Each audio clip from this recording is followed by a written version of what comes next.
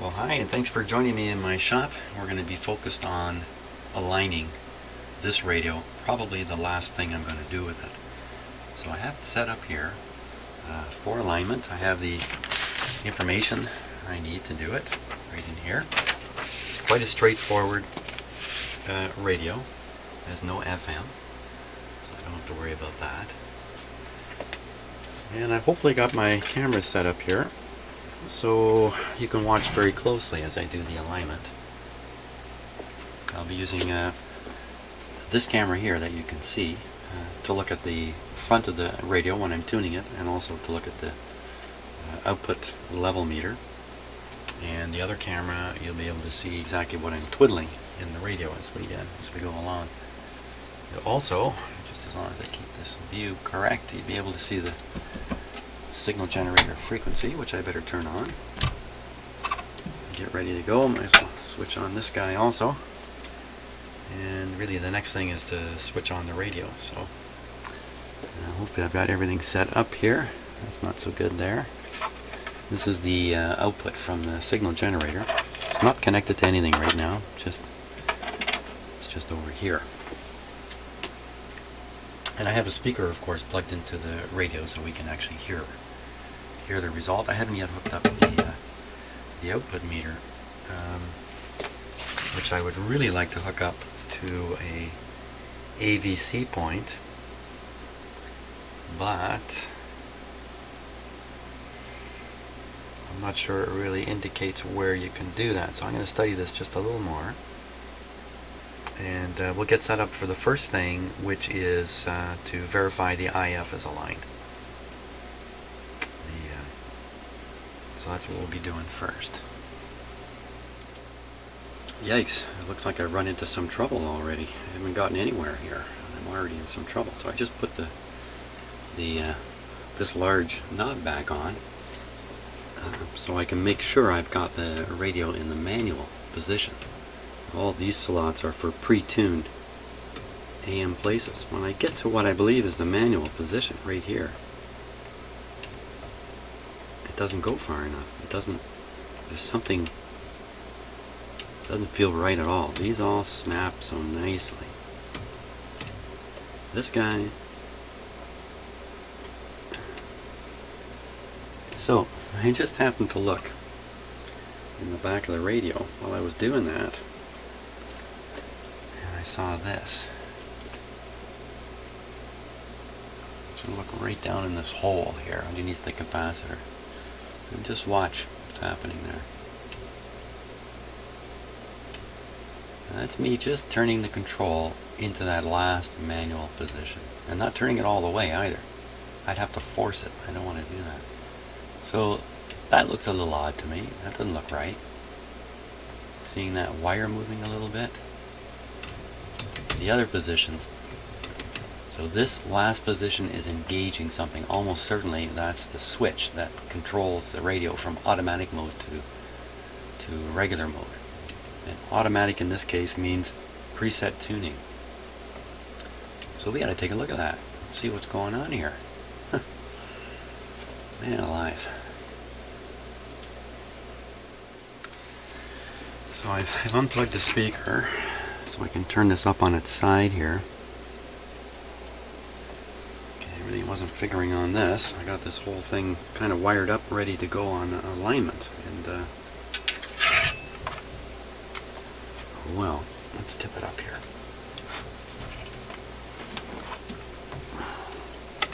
This is a very, very unbalanced chassis.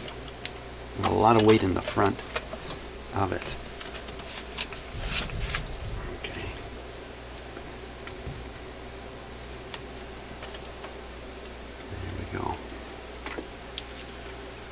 Okay. Oh my gosh, can you see that? Watch this. Look at that, a whole coil is on the move. This is one of the coils that's bent funny. Wow, what is going on here? What about my thrill of aligning this radio? It's got to take a back seat now. Reorient a few things here.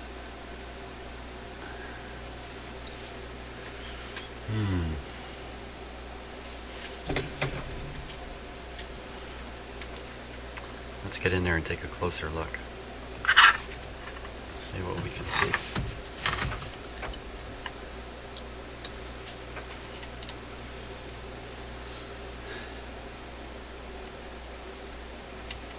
Here we go.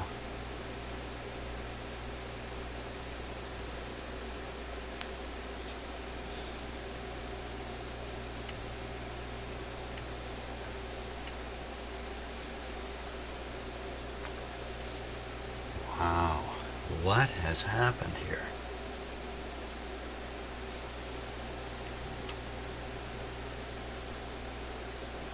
I think this piece of tape has dropped off from up above here.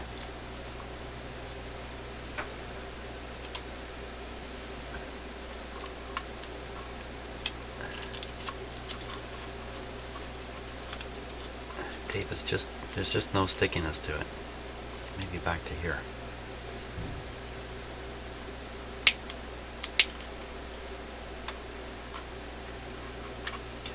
Still covered, whatever it is. Wow, okay.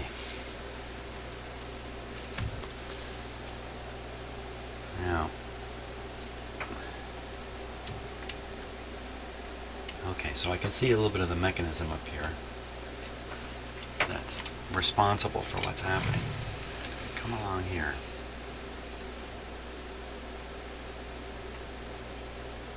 Okay, so these are all the different positions for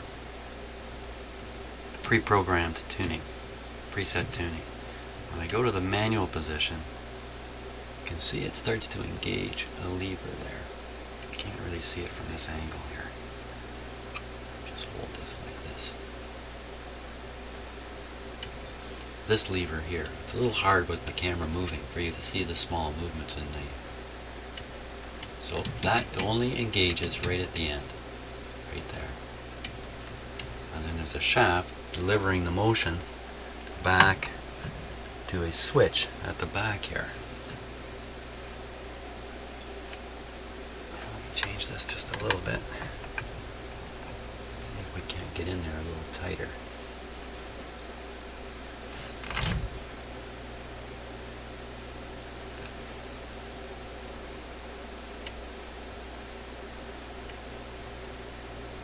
Could be a simple matter that some wire's gotten into the wrong spot there.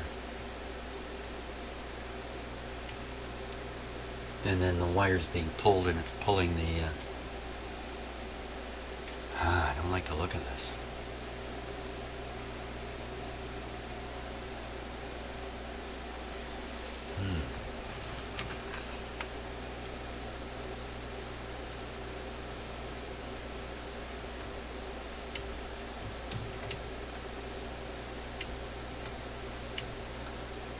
It's possible the switch is loose and the whole switch housing is turning. That's what it kind of looks like to me. I can't get a good enough look at it though. It's kind of buried under all this stuff here. Okay, let me freehand the camera. Once again, I think the camera's going to be handy to me. I cannot get my head into these spaces here.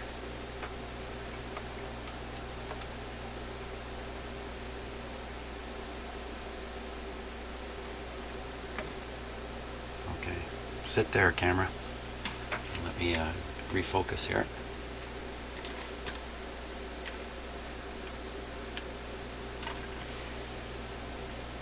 Camera's, oh, look at that. Yeah, see, I'd say the whole switch is rotating. Oh, talking about rotating, there goes my camera there. So, whatever is supposed to hold the switch in place has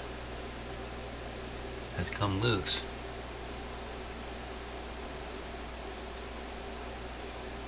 Wow, what is holding that switch?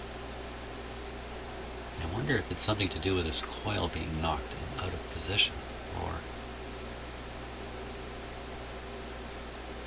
Yeah, why don't we start with looking at getting this coil into a better position so it no longer bumps into that switch. Wow, I wonder how that happened, eh? It is the backmost coil. So it's the coil that's most exposed to something coming in and whacking it. Not terribly loose.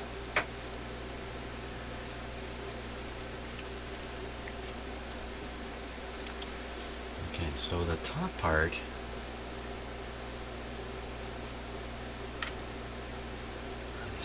there we are, get it well focused. The top part has this piece of wire here, stiff stuff, soldered right there. So this top piece can't travel any distance.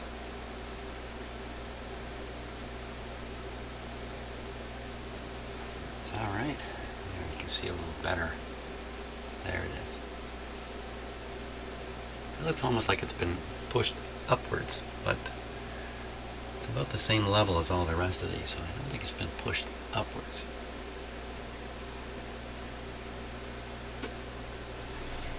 So you get an idea what's going on down at the bottom there. It's not helping. Well, how are these other ones held in place? You know what I think it is? I think it's just these stiff pieces here. These are heavy, unusually heavy bands. I mean, this could just be a piece of wire, but it's not. It's a band of metal. So I think this is actually the support.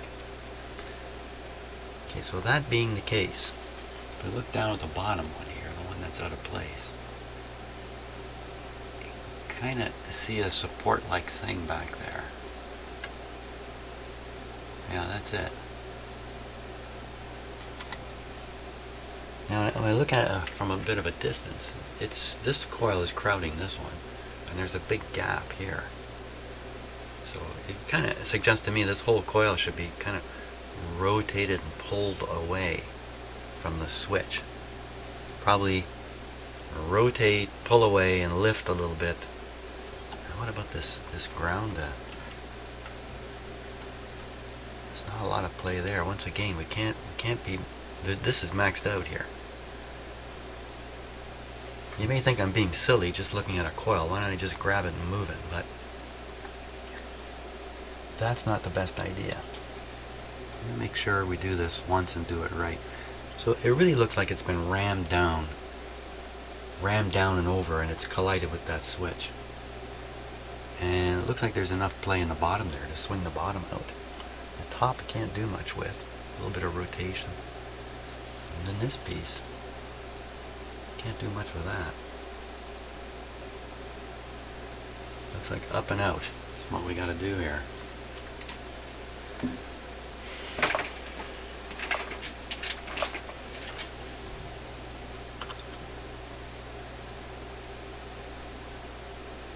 Wow, that is really, really stiff.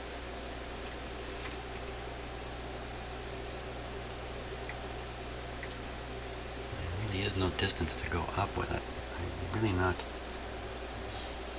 clearing that switch spot. You know, it wouldn't matter. If the switch wasn't loose, it wouldn't really matter.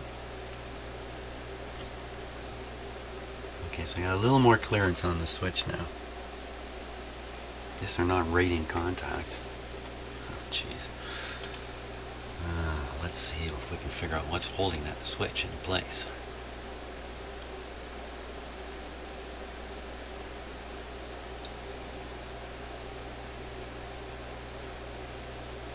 Interesting. Well, it looks like the center part of the switch is a wafer that moves back and forth. Let me move it a little bit up here.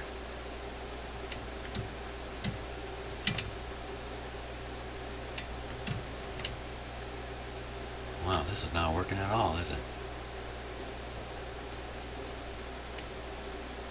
Then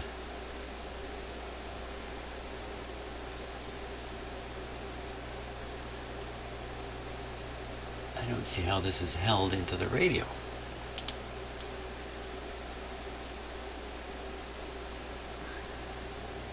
What am I missing here?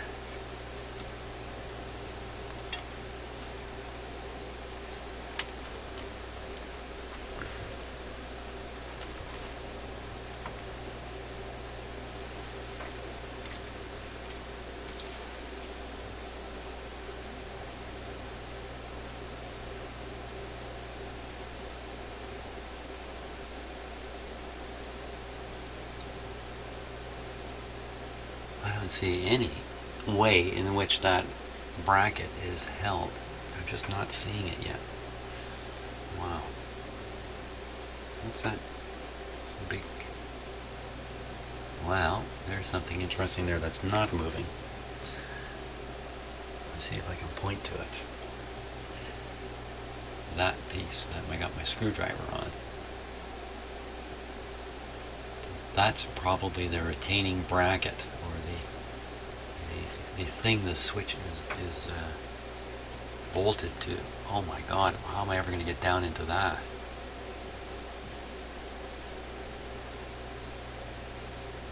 All these wires are going to break. Maybe some of them are already broken, in fact.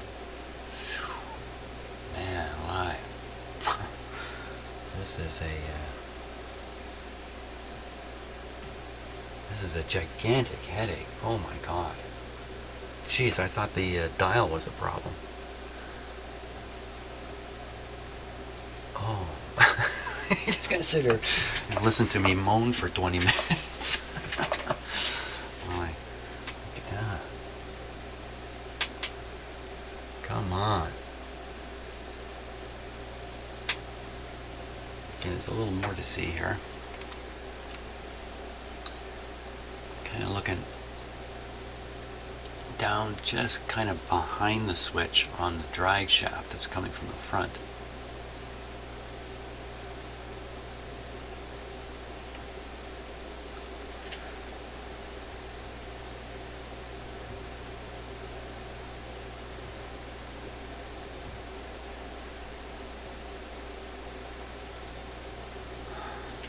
Oh my God.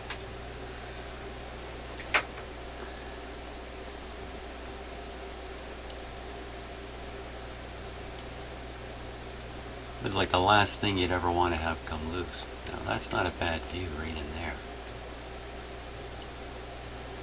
A little bit of focus here.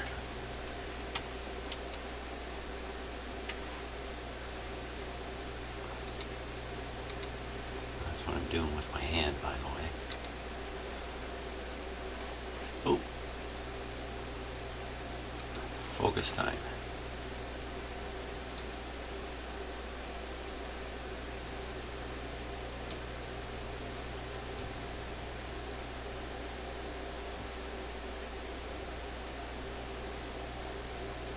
What is supposed to hold that wafer? You know what? I think I'm starting to see it. You look, you'll see two wires crossing the wafer. A larger one above and a lower one. It's a little bit thinner. If you look right at that thinner wire, okay, just below it is what looks to me like a riveted bracket, and that extends back to the shaft. Man, it doesn't make sense. If this thing's riveted to the shaft, then it's going to turn. So that must be attached to the rotating part, which is on the... Oh my God. I can't even get a clear enough view to figure out what the heck is going on.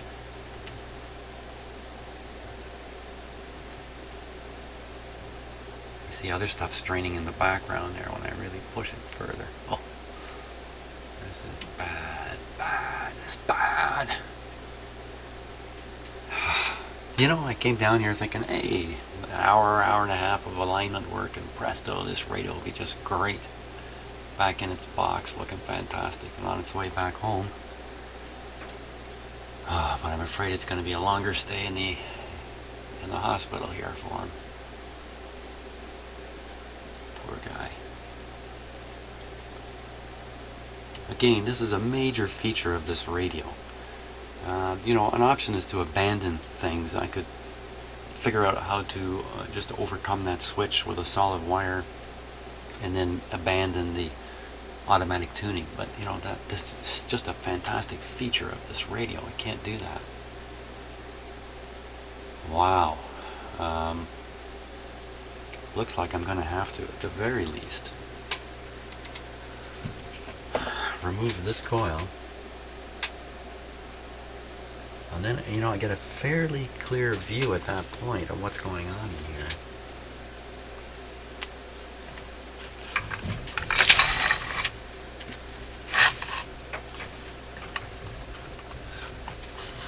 the end of the world to remove one of those coils.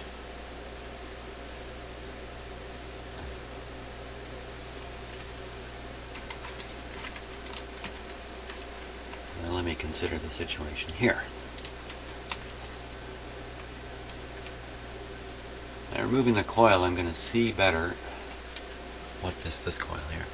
If I remove this one, I'm going to see much better what's in behind the switch, which is down there. So this coil's got to come out. I haven't even got my soldering iron on. That's how convinced I was that I'd be just doing a straightforward alignment. Oh boy. Okay, well, that's what we got to do. That's what we got to do.